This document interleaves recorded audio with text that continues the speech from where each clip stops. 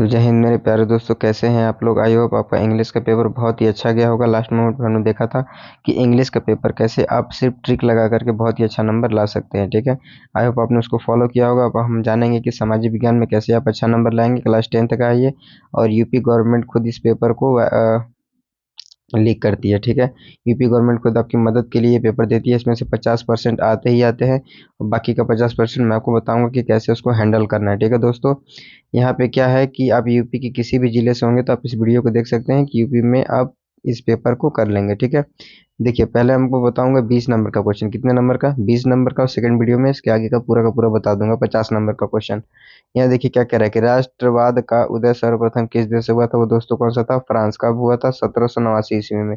ये भी आपसे पूछा जा सकता है। ठीक है दोस्तों, आगे का क्वेश्चन देखिए, आई होप आपको ये समझ में आ गया होगा। दूसरा, ड्यूक मेटरनिक ने सामाजिक व्यवस्था का सबसे खतरनाक दुश्मन किसको माना था? वो किसको माना था? जिउसेपी मैत्सिनी को, क्योंकि इटली के एकीकरण में ये शामिल थे। उनको लगा कि इनकी वजह से बहुत कुछ नुकसान हो सकता है। आगे का क्वेश्चन देखिए कि सूती कपड़ा मेल की रूपरेखा किसने रखी थी? तो वो किसने रखी थी दोस्तों? रिचर्ड आर्कराइट ने। किसने रखी थी? रिचर्ड आर्कराइट ने। क्वेश्चन नंबर चौथा देखिए, 1928 से 1934 के बीच भारत में गेहूं की कीमत 50% तक गिर गई थी। इसका कारण अंतर्राष्ट्रीय बाजार में क्या था? वो गिरावट था। क्या दोस्तों? कीमतों का गिरना था, क्योंकि उस समय क्या हुआ था?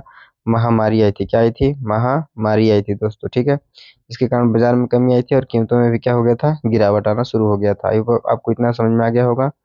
पांचवा देखिए क्या कह रहा है, 1448 ईस्वी में गुटेनबर्ग में कौन सी पहली पुस्तक छपी थी? तो 1448 में गुटेनबर्ग ने पहली पुस्तक बाइबल को छापी थी। किसको?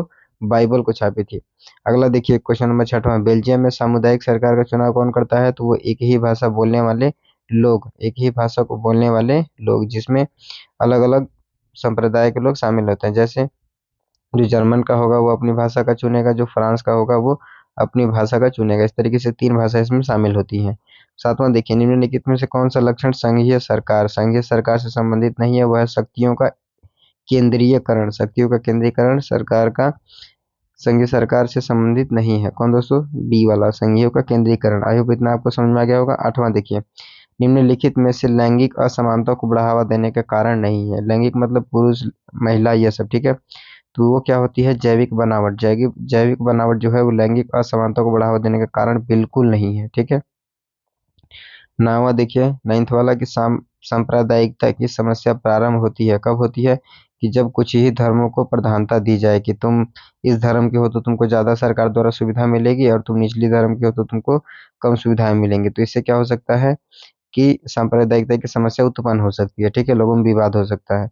10वां देखिए, निम्नलिखित में से कौन सा संघ सूची, 3 तरह की सूचियां होती हैं दोस्तों। पहला है संघ सूची, दूसरा है राज्य सूची, और तीसरा क्या है हमारे पास, जिसमें संघ सूची भी है और राज्य सूची भी है। संघ सूची क्या होता है? जो केंद्र सरकार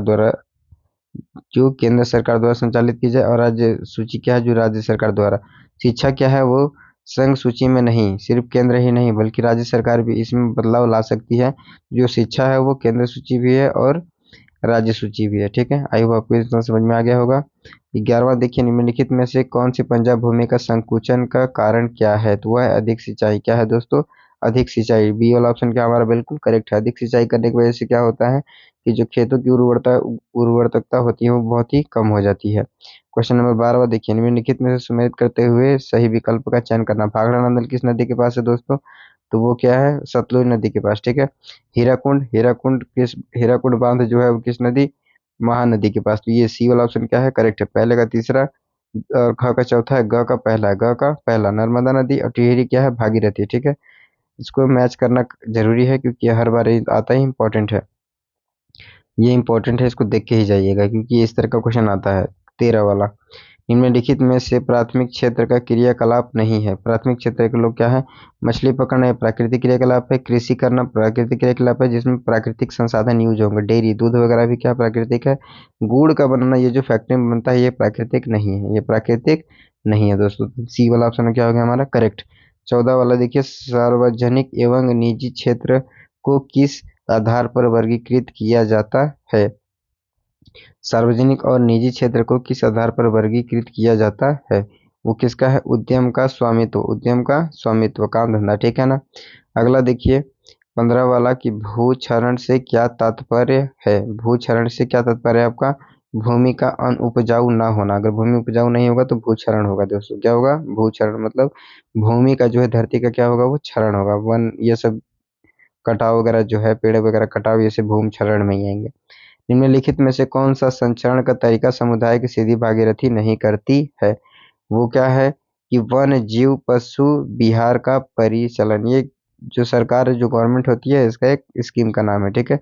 इसमें केंद्र सरकार, उसमें जिसमें सरकार भी क्या होती है? शामिल होती है। बाकी देखिए, चिपको आंदोलन वगैरह में इंसान खुद ही अपना पेड़ों को कटने से बचाते हैं, भूसंरक्षण से खुद को बचाते हैं। अगला क्या है? निम्नलिखित में से कौन सा व्यापार अवरोधकों का लक्षण नहीं है? तो यह है पहला दोस्तों, सरकार विदेश व्यापार को नियमित करने के लिए व्यापार अवरोधकों का प्रयोग कर सकती है। ऑप्शन ए वाला हमारा क्या है? करेक्ट है। अब 18वां देखिए, भूमिहीन ग्रामीण मजदूरों के लिए, जिनके पास जमीन नहीं है दोस्तों, उनके लिए सबसे अधिक उपयुक्त विकास का लक्ष्य कौन सा है? मतलब उनके विकास के लिए क्या करना चाहिए? तो उनको अधिक मजदूरी देना चाहिए, क्योंकि वो कमा सकते हैं, अपने जो बच्चे वगैरह होंगे उनको अच्छा खासा पढ़ा सकते हैं और अपनी लाइफ को बहुत ही अच्छा बनाकर, मतलब बहुत अपनी लाइफ को बहुत अच्छा बना सकते हैं, ठीक है। तो उनको क्या करना चाहिए? अधिक मजदूरी देना चाहिए, जिनके पास जमीन वगैरह नहीं है, जो ज़्यादा पढ़े लिखे नहीं है। निम्नलिखित में से कौन सा परंपरागत ऊर्जा का स्रोत नहीं है? तो ये क्या है? भूतापीय। क्या है इसका आंसर? भूतापीय ऊर्जा जो है वो परंपरागत ऊर्जा का स्रोत नहीं है, ठीक है। आगे देखिए, 20 वाला क्या कह रहा है कि वैश्वीकरण का बहुराष्ट्रीय कंपनियों में निवेश करना क्या प्रभाव पड़ा? जो बहुराष्ट्रीय मतलब बहुत सारी जो कंपनियां हैं, निवेश करने पर क्या प्रभाव पड़ा? किसमें? वैश्वीकरण में। तो इससे क्या होता है? उपयुक्त तो सभी है यहाँ पे। पहला देखिए क्या कह रहा है कि बहुराष्ट्रीय कंपनियों में निवेश में वृद्धि हुई है, सही बात है। बा वाला देखिए कि अंतर्राष्ट्रीय कंपनियों द्वारा भारत के विदेशी व्यापारों के अधिक मांग मान नियंत्रण हुआ, ये भी सही है। ग बहुराष्ट्रीय कंपनियों के आगमन से लोगों की आर्थिक स्थिति सुदृढ़ हुई है। क्या है कि बहुराष्ट्रीय मतलब बहुत सारी जो कंपनियां बाहर से आई हैं, वो क्या करती हैं कि बहुत ही कम समय में, जैसे आज का मोबाइल जो है वो बहुत ही सस्ते में ही आप क्या कर सकते हैं? खरीद सकते हैं, ठीक है। और अगर यहाँ इंडिया का देखा जाएगा, जैसे हमारे भारत का ही जैसे कोई फ़ोन है, मोबाइल है, कुछ भी सामान है, तो बहुत ही महंगा पड़ता है अदर कंट्री के मुकाबले। इसीलिए क्या हुआ कि वैश्वीकरण यानी कि बहुराष्ट्रीय जो कंपनियां हैं जो बाहर विदेशों से हमारे देश में आई थी, इससे कीमतों में क्या हो जाती है? गिरावट भी होती है, ठीक है। तो आई होप आपको इतना समझ में आ गया होगा। मैं बहुत ही जल्द आपके लिए दूसरा भी पार्ट लेकर आऊँगा। खंड ब का ये सब क्वेश्चन देख लीजिए। इन सभी का आंसर मैं आपको बताने वाला हूँ, ठीक है, सेकेंड वाले पार्ट में। तो आई होप आपको इतना समझ में आ गया होगा और जय हिंद।